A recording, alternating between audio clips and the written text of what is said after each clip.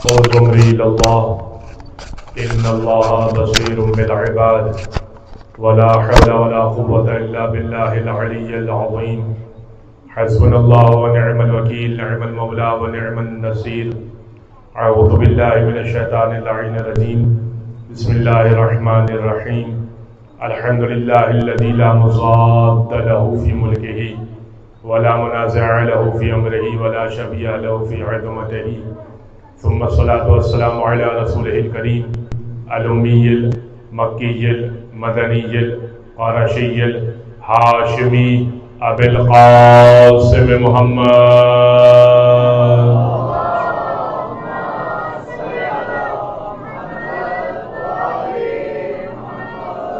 وعلى أهل بيته الطيبين الطاهرين واللعنة الدائمة على أعدائهم أجمعين من يوم ظلمهم وعداوتهم إلى قيام يوم الدين أما بعد فقد قال الله سبحانه وتعالى في محكم كتاب مبين بسم الله الرحمن الرحيم إذ ابتلى إبراهيم ربه بكلمات فأتمهن قال إني جاعلك للناس إماما قال ومن ذريتي قال لا ينال عهد الظالمين صلوات على محمد وآل محمد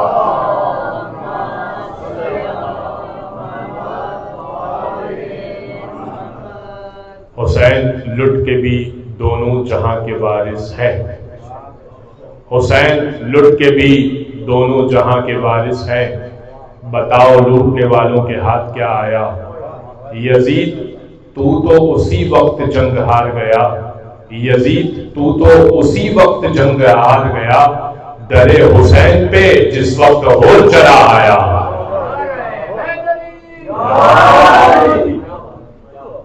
حضرت گرامی یہ مارکا ظاہری طور پر نہ دیکھا جائے یہ مارکا یوں دیکھا جائے کہ آج آذان بلند ہے تو حسین ابن علی کی وجہ سے آج نماز قائم ہے تو حسین ابن علی کی وجہ سے اسی لیے ہم زیارت پہ پڑھتے ہیں اشہد انک قد اقمت الصلاۃ وآتیت الزکاۃ وامرت بالمعروف ونہیت عن المنکر مولا میں گواہی دیتا ہوں اور یہ چھٹے امام کی طرف سے ہے زیارت وارثہ جو کہ آج شب جمعہ ہے اس لیے میں ذرا سی بات اس حوالے سے کر رہا ہوں کہ زیارت وارثہ آج شب جمعہ پڑھنے کی تاکید ہے اور یہ جو میں گواہی دیتا ہوں نا یہ مولا نے فرمایا چھٹے امام نے کہا اشہد انک قد اقمت الصلاۃ مولا میں گواہی دیتا ہوں میں آپ کو سمجھاؤں ایک بات دیکھیں یہ جو لفظ ہے اشہدو ہے نا یہ بہت بڑا لفظ ہے شہود کی منزل پر ہے کیا مطلب مثال کے طور پر ایک واقعہ ہو جائے نا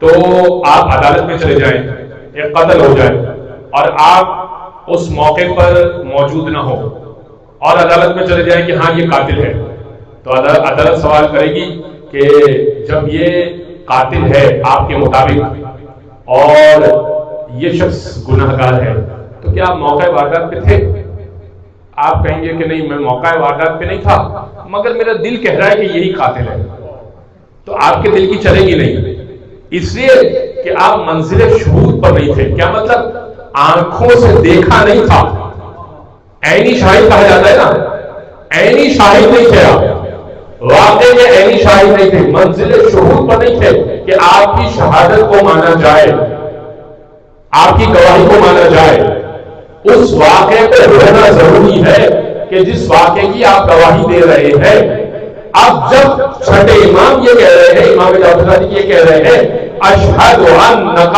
قد اقمت الصلاۃ مولا میں گواہی دے رہا ہوں کہ آپ نے نمازوں کو قائم کیا تو چھٹے امام منزل شہود پر ہے وہ دیکھ رہے تھے کہ نمازیں قائم ہو رہی تھی نمازیں قائم ہو رہی تھی وہ یہ دیکھ رہے تھے کہ نمازیں قائم ہو رہی تھی وہ یہ دیکھ رہے تھے اشہد انک قد اقمت الصلاۃ میں گواہی دیتا ہوں مولا آپ نے نمازوں کو قائم کیا اور ہم ان جملوں کو دہراتے ہیں لہذا ہر شب جمعہ مولا حسین کو یاد کیجئے زیارت جا کر نہیں کر سکتے تو زیارت نامہ موجود ہے زیارت کو پڑھیے اگر یہ نہیں کر سکتے السلام علیک یا ابا عبداللہ حسین ایک جملہ تو کہہ سکتے مولا کو ایک جملے میں سلام تو پیش کر سکتے یقین جانیے میرے سلام کے وہ محتاج نہیں ہیں،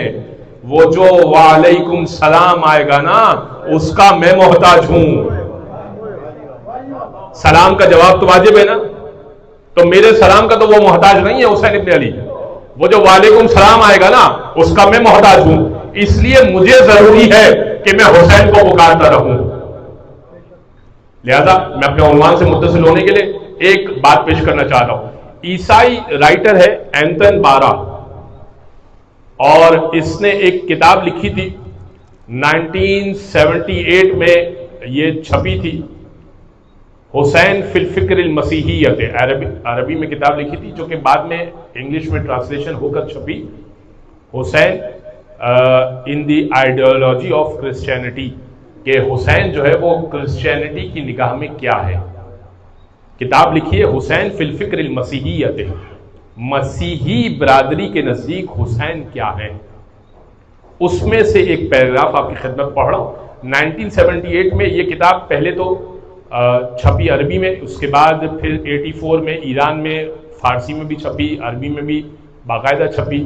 2006 میں یہ پبلک پلیٹ فارمز پہ اویلیبل ہوئی، یعنی پبلک پلیٹ فارم سے مراد یہ ہو گئی کہ گوگل وغیرہ پر، انٹرنیٹ پر اویلیبل ہے، یعنی آج اگر آپ اس کتاب کو سرچ کریں گے تو آپ کو 2006 سے اب تک یہ اویلیبل ہے۔ یہ کتاب آپ کو ہر زبان میں، یعنی بڑی بڑی زبانوں میں آپ کو مل جاتی ہے، ٹھیک ہے۔ تو اس میں سے ایک پیراگراف آپ کی خدمت میں پیش کر رہا ہوں کہ اس نے، یہ اینتن بارا جو ہے ایک بہت بڑا مصنف ہے، ٹھیک ہے، بہت بڑا رائٹر ہے۔ اس نے کیا لکھا؟ اس نے لکھا کہ لو کان الحسین لنا لرفعنا فی کل ارض رعیا، اگر حسین ہم میں سے ہوتے نا، عیسائی لکھ رہا ہے، کہہ رہا ہے اگر حسین ہم میں سے ہوتے نا، لرفعنا فی کل قریۃ رعیا، ہر قریے میں حسین کے نام پر ایک علم کو بلند کرتے، وَلَنَصَبْنَا فِي كُلِّ بَلَدٍ مِّنبَرًا، اور حسین کے نام پر ہر بستی کے اندر، ہر شہر کے اندر ایک ممبر کو نصب کرتے کہ یہ حسین کا ممبر ہے۔ پھر کہتا ہے وَلَدَعُونَ النَّاسَ إِلَىٰ فِكْرِ الْمَسِيحِيَّةِ بِاسْمِ الْحُسَيْن، اور ہمیں مسیحی دین کی طرف عیسیٰ کے نام سے بلانے کی ضرورت نہیں پڑتی، حسین کے نام سے بلایا کرتے کہ آؤ حسین کو سمجھو اور مسیح ہو جاؤ، آؤ حسین کو سمجھو اور عیسائی ہو جاؤ۔ عزیزان گرامی، حسینیت میں اتنی جاذبیت ہے، فرش اعظم میں اتنی کشش ہے کہ ہر شخص آ سکتا ہے۔ آپ اپنے دوستوں کو بلائیے، اگرچہ کہ وہ اس بات کو نہ مانتے ہو کہ ولایت علی کا کوئی اقرار نہ کرتے ہو، امامت کے کانسیپٹ کو نہ مانتے ہو، مگر یہ کہ ان کو فرش اعظم پر لائیے، ان سے کہیے آؤ سنو کیا ذکر ہو رہا ہے، سمجھو اس بات کو، تحقیق کرو، کوئی سوال ہے تو پوچھو۔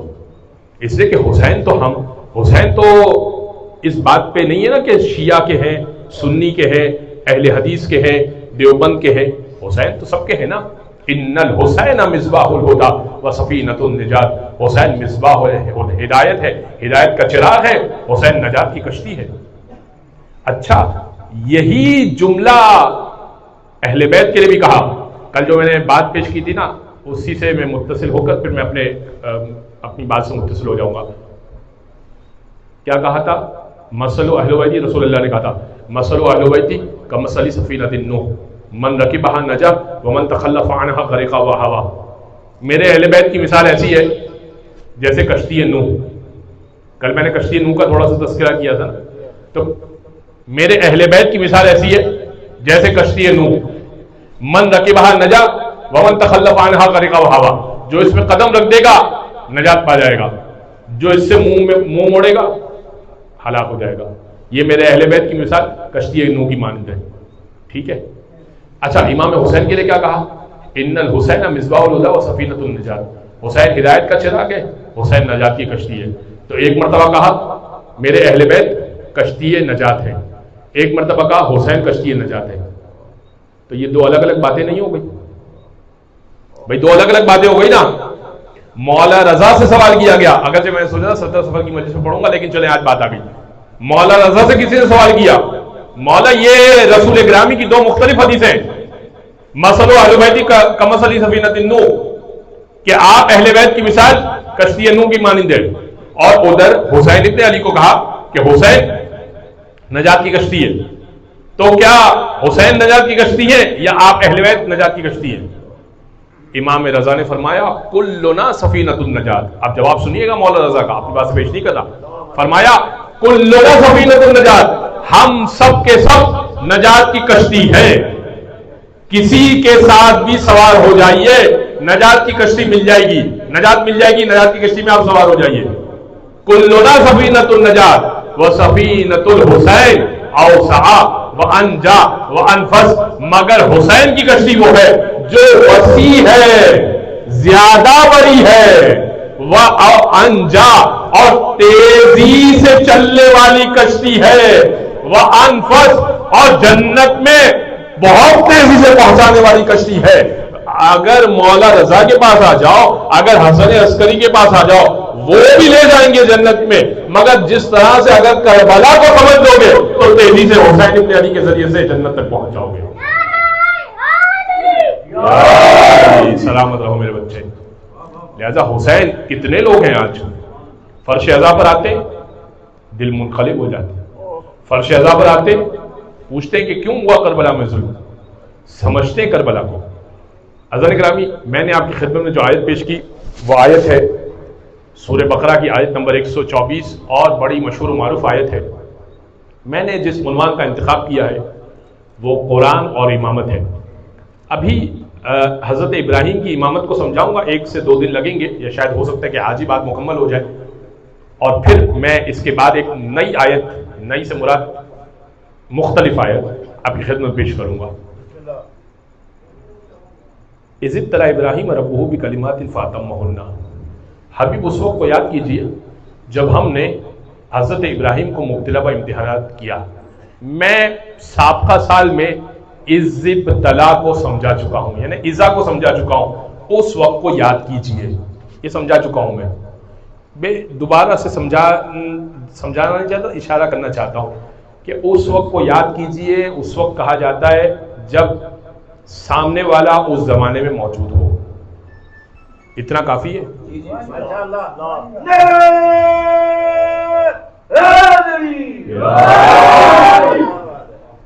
حبیب اس وقت کو یاد کیجئے جب ہم نے ابراہیم کو مبتلا و امتحانات کیا، یعنی ابراہیم امتحان دے رہے تھے، محمد مصطفیٰ دیکھ رہے تھے. ٹھیک ہے، اتنا تو کافی ہے نا. بہت ساری آیتیں میں نے پچھلے سال پڑھی تھی ایذا کے عنوان سے، لیکن اب یہیں پر رک جائیے. تو اذ ابتلی ابراہیم ربہ بکلمات فاتمہن، اس وقت کو یاد کیجئے جب ہم نے حضرت ابراہیم کو مبتلا و امتحانات کیا، فاتمہن، اور انہوں نے امتحانات کو بہترین طریقے سے تمام کر دیا. تو کون سے امتحانات تھے؟ کیا امتحانات دی حضرت ابراہیم نے؟ 30 امتحانات حضرت ابراہیم نے دیے. میں 30 تو تذکرہ نہیں کروں گا، لیکن ان میں سے 3 بڑے امتحانات تھے، 27 چھوٹے امتحانات تھے. جب یہ امتحانات دے دیے نا، قالا، اور تمام کر دیا، امتحانات میں پاس ہو گئے، ٹھیک طریقے سے امتحانات دے دیے.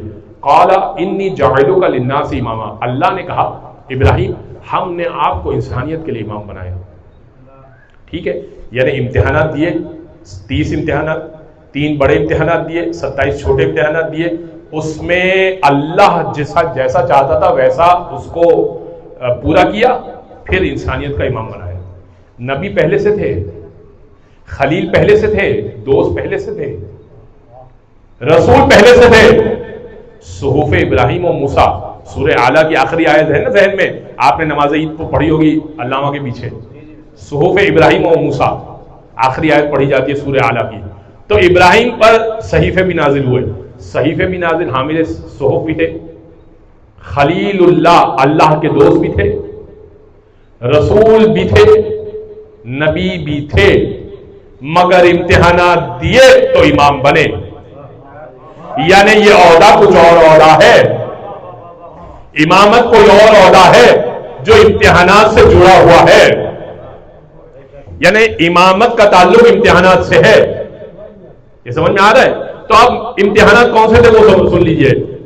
پہلا امتحان دیا مال کا، مال کا امتحان دیا.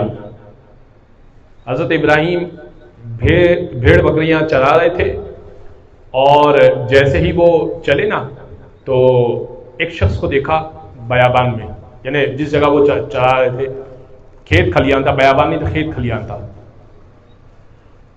ایک شخص خوبصورت آواز میں اللہ کی تسبیح کر رہا تھا. اتنی خوبصورت آواز تھی کہ حضرت ابراہیم نے اس سے کہا کہ تو ایک مرتبہ تسبیح دہرا دے. اس نے کہا کہ اگر تسبیح دہرانا چاہتے ہو، سننا چاہتے ہو تسبیح، تو اپنا مال تو کچھ دو، ہدیے کے بغیر تو کچھ بھی نہیں ہوتا، ہدیہ تو دو، ذکر سننا ہے تو ہدیہ دو. ابراہیم نے کہا کہ مال تو میرے پاس تو یہ بکریاں ہیں، بکریاں ہیں تو بکریاں دے سکتا ہوں میں. کہا ٹھیک ہے. کہا کتنی بکریاں دو گے؟ کہا آدھی بکریاں دے سکتا ہوں. کہا ٹھیک ہے. کہا پھر تسبیح سن لو، سبوح قدوس رب الملائکۃ والروح. تسبیح کے لائق ہے وہ جو، اور قدوس ہے، بے عیب ہے، رب الملائکۃ والروح، جو ملائکہ کی پروردگار ہے، روح القدس کا بھی پروردگار ہے. یہ تسبیح اتنی خوش الحانی سے کی، اتنے خوبصورت لہجے میں کی کہ حضرت ابراہیم نے آدھا مال دیا نا، کوئی غم نہیں ہوا ان کو. آگے چلنے لگے. دل میں خیال آیا ایک مرتبہ اور سن لیتا. پھر پیچھے پلٹے، کہا ایک مرتبہ اور سنا دے. کہا پھر تو کچھ اور دو. کہا یہ آدھی بکریاں بھی لے لے، ایک مرتبہ اور سنا دے. آدھی بکریاں مزید لے لی اس نے، پھر تسبیح پڑھ دی. اب حضرت ابراہیم اکیلے چل رہے. دل میں خیال آیا کہ کاش ایک مرتبہ اللہ کی تسبیح اور سن لی ہوتی. یہ ہے ابراہیم کی دوستی پروردگار سے. خلیل اللہ ہے. اللہ کی تسبیح اتنی پسند آ رہی ہے. دوبارہ گئے، اس سے کہنے لگے ایک مرتبہ اور تسبیح کہہ سکتا ہے؟ کہا ابراہیم اب کیا ہے تمہارے پاس دینے کو؟ اب حضرت ابراہیم کو بظاہر تو کچھ نہیں تھا. کہا بھائی یہ ہو سکتا ہے کہ ساری زندگی میں تیرا غلام بن کے رہ سکتا ہوں. ایک تسبیح کے لیے ساری زندگی حضرت ابراہیم غلام بن کے رہنے کو تیار ہے. کہا ٹھیک ہے. ایک مرتبہ اس نے خوبصورت تلاوت کر دی، سبوح قدوس رب الملائکۃ والروح. اب وہ بکریاں لے کر آگے چلنے لگا، حضرت ابراہیم پیچھے پیچھے. اسے پلٹ کر دیکھا. کہا کہاں چل دیے؟ کہا میں تیرا غلام ہوں تو تیرے پیچھے چلوں گا، تو جہاں رکھے گا، جہاں کھلائے گا، جہاں بٹھائے گا وہاں بیٹھوں گا، وہاں رہوں گا، وہاں کھا لوں گا جو. کہا نہیں ابراہیم، میں اللہ کی جانب سے فرشتہ ہوں. اچھا جس وقت امتحان ہو رہا ہوتا ہے، پروردگار امتحان کے مرحلے پر وہ سارے جو فیسلٹیز جسے کہیے وہ ہٹا لیتا ہے نبی سے. تو ابراہیم کو یہ پتہ نہ چل سکا کہ یہ فرشتہ ہے. کہا ابراہیم میں ایک فرشتہ ہوں، اللہ نے مجھے یہ معلوم کرنے بھیجا تھا کہ ذرا میرے خلیل کو چیک کر کے دیکھو کہ اسے مال کی محبت ہے یا دوستی کی لاج رکھتا ہے. کہا ابراہیم یہ مال بھی تمہارا اور تم میرے غلام نہیں بن سکتے، میں فرشتہ ہوں. مال کا امتحان ہو گیا اور حضرت ابراہیم کامیاب ہو گئے.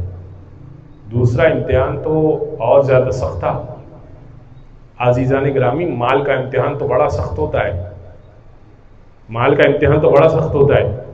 اگر جیب میں 500 روپے ہو نا اور کوئی مومن آ جائے واقعتاً ضرورت مند ہو اور وہ کہہ دے کہ مجھے فلاں کام کے لیے ضرورت ہے اور وہ 400 روپے کی ضرورت ہو یا 500 روپے کی ضرورت ہو، اب یہ سمجھ میں نہیں آتا کہ اس کی ضرورت کو پورا کریں یا اپنے گھر کو دیکھیں.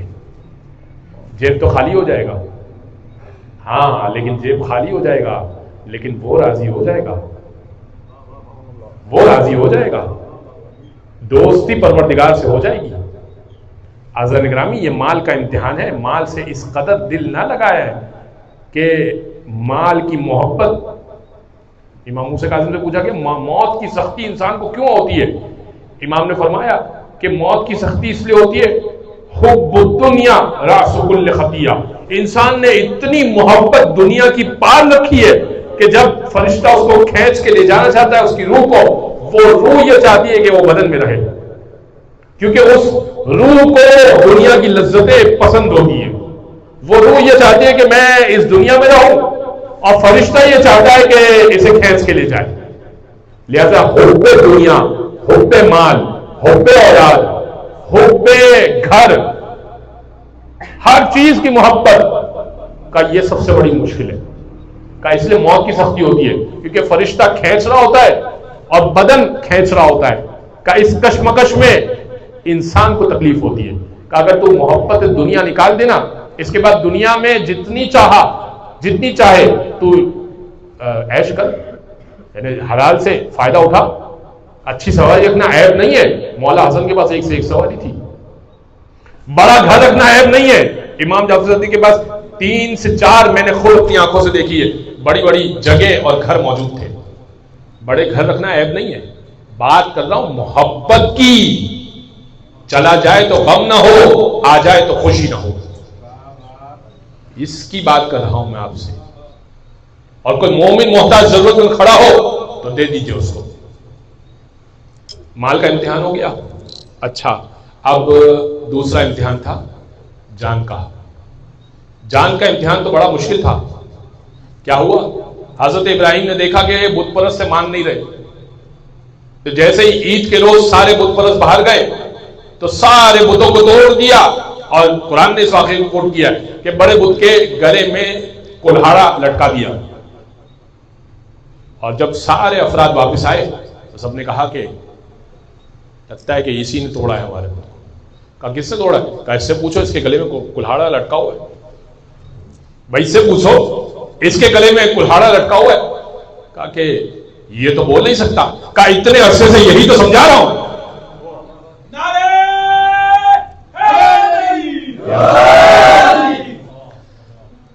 بھائی اتنے عرصے سے یہی سمجھا رہا ہوں کہ یہ بول نہیں سکتا ہے. تو آج سمجھ میں آ گیا؟ کہا ہاں سمجھ میں تو آ گیا، لیکن تم ہی ہو جو ہمارے بتوں کے دشمن ہو. گئے نمرود کے پاس. کہا اس نے ہمارے بتوں کو توڑ دیا ہے اور بڑے بت کے گلے میں کلہاڑا ڈال دیا. نہ حضرت ابراہیم نے کہا میں نے کچھ نہیں کیا، یہ بڑے بت نے کیا ہے. نمرود کہنے لگا بڑا بت تو ہل ہی نہیں سکتا، بڑا بت تو ہل نہیں سکتا. کہا تو بھی مانتا ہے نا کہ بڑا بت ہل نہیں سکتا. اب سب نے گٹھ جوڑ کر کے ایک فیصلہ کیا کہ یہ ہمارے خداؤں کا دشمن ہے، لہذا اب سزا دی جائے. ایک بوڑھا جو اس بستی میں رہتا نہیں تھا وہ آیا. اب نبی کے خلاف کوئی سازش ہو اور کوئی بوڑھا نہ گھسے، ایسا ہو نہیں سکتا. تو اب ایک بوڑھا آیا مشورہ دینے کے لیے اور کہنے لگا دیکھو ابراہیم کی کم سے کم سزا یہ ہونی چاہیے کہ ان کو آگ میں جلا دیا جائے. سب نے کہا کہ بھائی اتنی بڑی اگر آگ جلائی جائے گی تو ڈالا کیسے جائے گا؟ تو اس بوڑھے نے مشورہ دیا. کہا کہ میں تمہیں بتاتا ہوں، منجنیق تیار کی جائے، ایک خاص مشین تیار کی جائے جس میں تم اگر جنگ کرنے کے لیے پتھر ڈالو تو پتھر دور تک پھینکو، اور اگر انسان ڈالو تو انسان دور تک پھینکو. کہا میں ہی تمہیں بتاؤں گا. اور یہی بوڑھا جب لوگ سوچ رہے تھے کہ حضور اکرم کو قتل کیسے کریں تو وہی بوڑھا آیا تھا اور آنے کے بعد کہہ رہا تھا دیکھو کوئی ایک قبیلہ قتل نہ کرے، 40 قبیلوں میں سے 40 مرد ملے اور سب مل کر حملہ کرے تاکہ کسی ایک کے اوپر نام نہ آئے. تو یہ بوڑھے ہر جگہ پائے جاتے ہیں، یہ بوڑھے ہر جگہ پائے جاتے ہیں. اور نمرود نے کیا ایسے ہی، اتنی بڑی آگ جلائی. آگ کے نشان آج بھی بابل میں موجود ہے، میں اپنی آنکھوں سے دیکھ کر آیا ہوں. عراق کے شہر بابل میں موجود ہے. یعنی اتنی بڑی آگ تھی کہ آج تک اس کی کالک کا نشان موجود ہے. ٹھیک ہے، آگ جلائی گئی، لکڑیاں پورے شہر ہر شخص جتنی کوشش کر سکتا تھا لائی گئی اور آگ جلائی گئی. اتنی قوی آگ تھی کہ اس کی تپش اتنی تیز تھی کہ کوئی قریب نہیں جا سکتا تھا. حضرت ابراہیم کو اس منجنیق میں دور سے ڈال دیا گیا اور اب حضرت ابراہیم کو قریب ہے کہ کھینچ کے آگ میں ڈالا جائے. ایسے میں توجہ رکھیے گا، میں بڑا نتیجہ دینا چاہتا ہوں.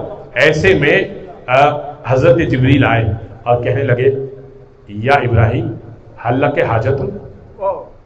اب آپ تصور کیجئے ایسی آگ ہے جو آسمانوں کو چھو رہی ہے اور ایسی آگ ہے کہ جس میں جائیں تو یقینی جل جائیں. اور کوئی آپ سے آ کر پوچھے کہ کوئی حاجت ہے، تو کیا حاجت ہوگی بھائی؟ جان چھوڑا دو میری، اس میں ڈال دیا گیا ہے۔ لیکن کمال ابراہیم ہے، خلیل اللہ ہے، اور ہیں دوست اس کے، اور آئے ہیں جبریل، تو اب دوستی کی بھی لاج رکھنی ہے اور یہ بھی بتانا ہے کہ حاجت تو ہے۔ دوستی کی بھی لاج رکھنی ہے اور یہ بھی بتانا ہے کہ حاجت تو ہے، لیکن لاج بھی رکھنی ہے دوستی کی۔ تو کہنے لگے اما الی فلا، ہاں اگر تجھ سے تو تجھ سے تو نہیں ہے، اور اگر تیرے سوا تو جس سے ہے اس کو وہ جانتا ہے، بس جس سے ہے وہ جانتا ہے، اور اگر تجھ سے تو تجھ سے کوئی حاجت نہیں ہے۔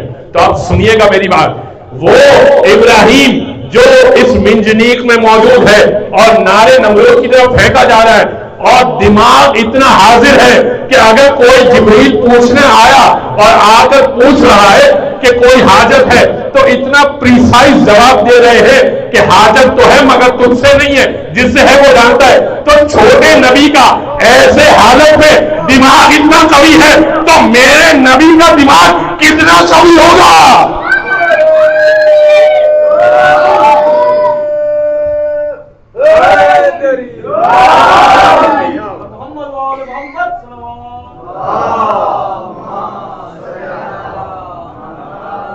میرے نبی کا دماغ کتنا قوی ہوگا؟ تو اب کوئی ہزیان کا کی تہمت نہ لگائے کہ تھوڑا سا بخار ہو گیا تو نبی کچھ اور بول رہے ہیں۔ یہ چھوٹا نبی ہے جو آگ میں جانے والا ہے، لیکن ایسا کمال کا جواب دے رہا ہے، ایسا کمال کا جواب دے رہا ہے کہ جبریل واپس لوٹ گئے، اور نار میں ڈالنے سے پہلے پروردگار نے کہا یا نارو کونی بردم و سلام علی ابراہیم، اے آگ ٹھنڈی بھی ہو جا، سلامتی والی بھی ہو جا۔ ٹھنڈی ہو جاتی تو برف ہو جاتی، فقط ٹھنڈی نہ ہو جا، سلامتی والی بھی ہو جا۔ یا نارو کونی بردم و سلام علی ابراہیم۔ اور نمرود نے بلندی سے دیکھا کہ چار طرف آگ جل رہی ہے اور بیچ میں حضرت ابراہیم سکون سے بیٹھے ہوئے ہیں۔ ابراہیم کو نکالا گیا کسی صورت کا، ابراہیم کس نے بچایا؟ ابراہیم کس نے بچایا؟ کہ وہی جو بے عیب ہے، جو بچا سکتا ہے، اسی نے بچایا، اسی کی طرف دعوت دے رہا ہوں۔ خیر حضرت ابراہیم کو جلا وطن کیا، لیکن جان کا امتحان تھا، نہیں معلوم تھا جان بچے گی یا چلی جائے گی، اور آخری امتحان تھا اولاد کا۔ آپ سنتے آئے فلما بلغ معه السعي یا بنی انی اری فی المنام انی اذبحک فانظر ماذا تری۔ بس یہ آخری امتحان سن لیجئے، میں نتیجہ پیش کر کے کل انشاءاللہ ایک اور آیت آپ کی خدمت میں پیش کروں گا، امامت کو جوڑوں گا، اس آیت کو قرآن اور امامت سے جوڑوں گا، سنیے گا۔ فلما بلغ معه السعي، جب بیٹا اس قابل ہو گیا کہ ساتھ دینے کے قابل ہو گیا، سعی کرنے کے قابل ہو گیا، یا بنی انی اری فی المنام انی اذبحک، اے میرے لخت جگر، میں صحیح ترجمہ کر رہا ہوں، بنیا کہتے ہیں لخت جگر کو، پیارے بیٹے کو کہتے ہیں، یا بنیا انی اری فی المنام، میں نے خواب میں دیکھا ہے، انی اذبحک، میں تجھے ذبح کر رہا ہوں، فانظر ماذا تری، تیری کیا رائے ہے؟ اور بیٹا جواب میں کہہ رہا ہے یا ابت افعل ما تؤمر، اے بابا جان جو آپ کو حکم دیا گیا نا وہ کر دیجئے، ستجدنی انشاءاللہ من الصابرین، انشاءاللہ آپ مجھے صبر کرنے والوں میں سے پائیں گے۔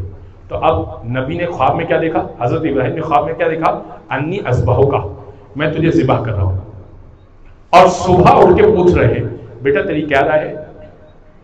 ایمان سے بتائیے گا، ایک عام مسلمان خواب میں یہ دیکھے کہ اپنے بچے کو ذبح کر رہا ہے تو صبح نکلنی پڑے گا، صبح نکل تو بہت دور کی بات ہے، بچے سے بولے گا بھی نہیں کہ میں نے خواب میں دیکھا ہے اور تیری کیا رائے ہے۔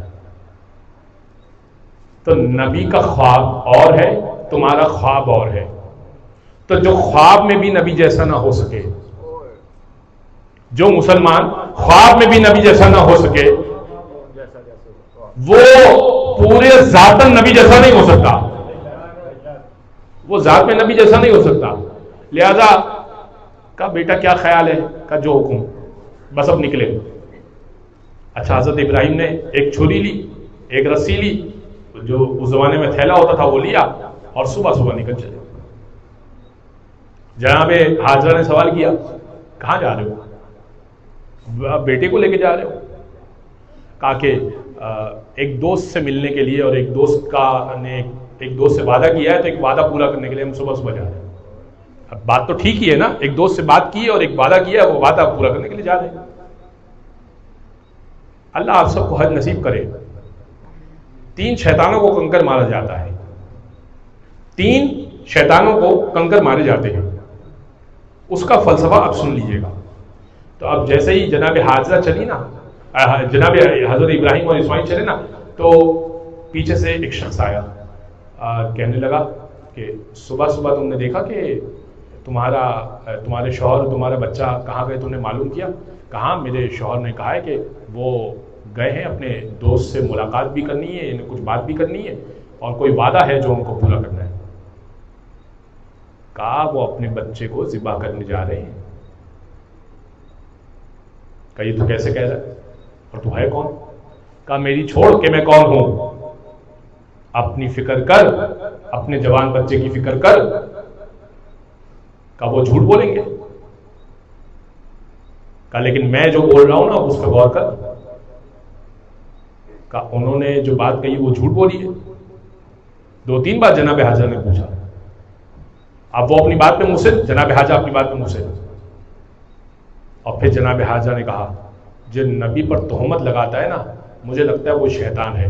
اور یہ کہہ کر زمین سے کنکر اٹھایا اور زور سے مارا. وہ شیطان تھا. جو نبی پر تہمت لگائے وہ شیطان ہوا کرتا ہے. ٹھیک ہے, جو نبی پر تہمتیں لگائے وہ شیطان ہوا کرتا ہے. آپ جا کے دیکھیے نبی پر کس کس نے کیا کیا تہمتیں لگائی, وہ ہے شیطان. ٹھیک ہے, اب بڑھیے. ایک مرتبہ حضرت ابراہیم کی طرف آیا. آنے کے بعد کہنے لگا کہ تم اپنے بچے کو ذبح کر رہے ہو, تم اپنے بچے کو ذبح کر رہے ہو, تمہارا دماغ تو ٹھیک ہے. اچھا اب چاہتا ہے نا کہ یہ امتحان کی صورت نبی نہ دے, یہ حضرت ابراہیم یہ امتحان نہ دے, اس لیے وہ روکنا چاہ رہے ہیں. کہ تمہارا دماغ تو ٹھیک ہے. حضرت ابراہیم نے کنکر اٹھایا اور زور سے مارا. کہا جب نبی کے دماغ پہ شک کرے نا وہ شیطان ہوا کرتا ہے. پلٹ کے آیا. آنے کے بعد کہنے لگا کہ حضرت اسماعیل کے پاس, اور اسماعیل کے پاس کہنے لگا کہ تمہارے والد صاحب تو اتنے سمجھدار نہیں لگ رہے مجھے, تمہیں کیا ہو گیا ہے؟ تمہیں کیا ہو گیا بھائی؟ تم والد صاحب کے کہنے پر آ گئے؟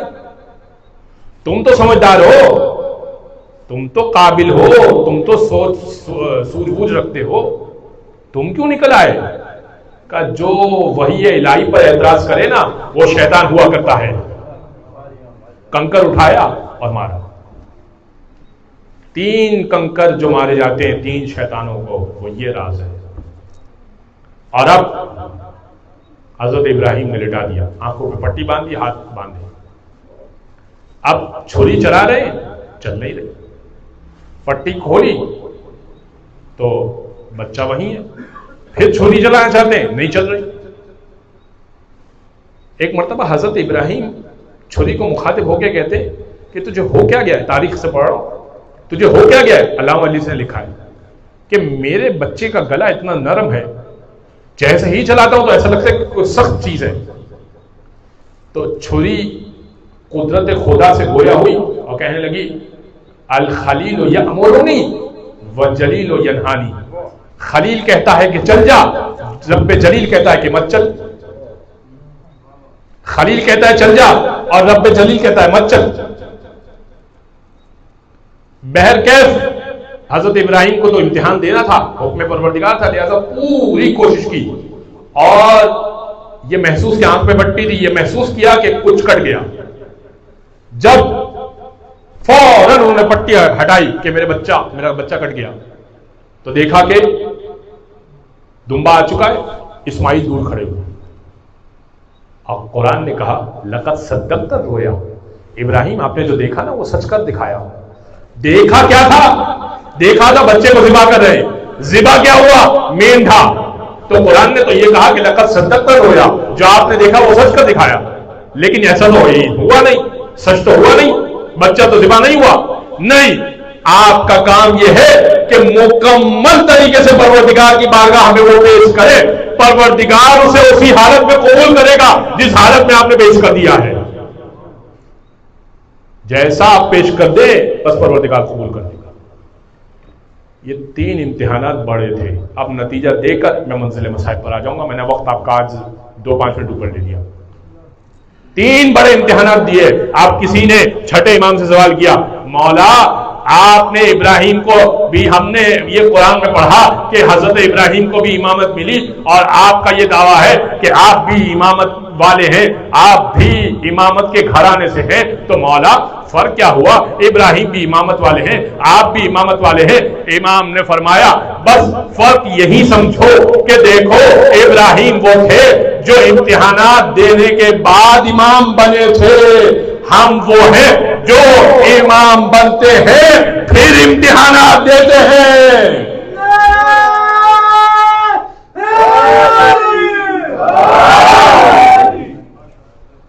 فروغ داغ جگر مہر ماں پاہ نہ سکے، جوش والی آبادی کا شعر ہے، بند ہے. فروغ داغ جگر مہر ماہ پا نہ سکے، وہ عشق ہی نہیں کونین پہ جو چھا نہ سکے. خلیل نے بھی نہ پایا ثبات عزم حسین، بنایا کعبہ مگر کربلا بنا نہ سکے. حسین وہ ہیں جو امام بن کے امتحان دے رہے ہیں. ایسے امتحانات کوئی دے نہیں سکتا. آج شب شہادت ہے جناب سکینہ کی، آج بھی اور کل بھی میں جناب سکینہ کے کچھ مسائل پڑھوں گا. شہادت کل پڑھوں گا، آج سنیے کچھ مسائل.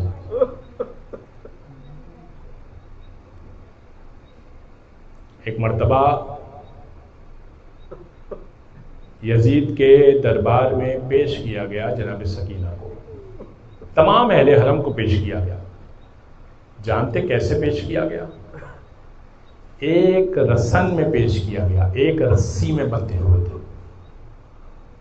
اچھا جو چھوٹے تھے نا وہ کندھے سے بندھ نہیں سکتے تھے، بڑے افراد کو تو کندھوں سے باندھا تھا، لیکن اگر کوئی چھوٹا ہوتا تھا نا تو اس کی گردن آتی تھی تو اس کو گردن سے باندھا تھا. بچوں کی گردن تھی، بڑوں کے کندھے تھے. اسی لیے جناب امام حسین نے شانوں پہ بوسہ دیا تھا کہ شانیں بندھیں گے، مگر سکینہ کا گلا باندھا گیا تھا. دربار یزید جب سج گیا، اہل حرم کو پیش کیا گیا. کیسے پیش کیا گیا؟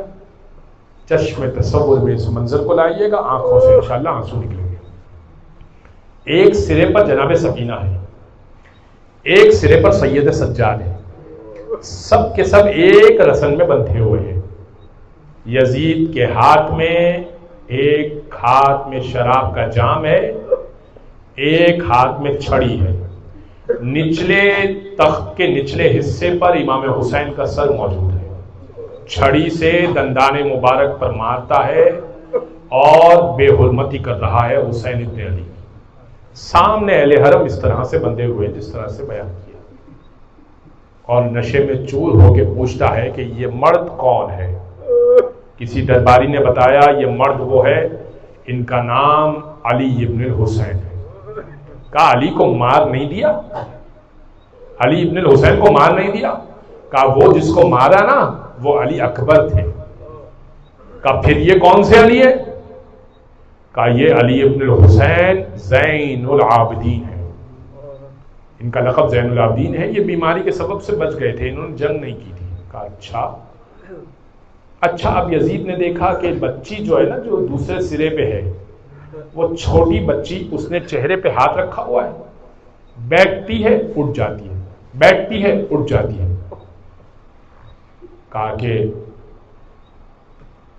یزید نے سوال کیا یہ کون سی بچی ہے؟ کہا جس کے سر کی تو توہین کر رہا ہے نا، جس کے سر کی تو توہین کر رہا ہے. کہا یہ اسی کی بیٹی ہے. کہا اس کا نام کیا ہے؟ کہا اس کا نام سکینہ بنت الحسین ہے، اصل نام فاطمہ ہے. پیار سے سکینہ کہتے ہیں، رقیہ بھی کہتے ہیں. حسین ان کو پیار سے سکینہ کہتے ہیں اس لیے کہ سکون پہنچاتی تھی.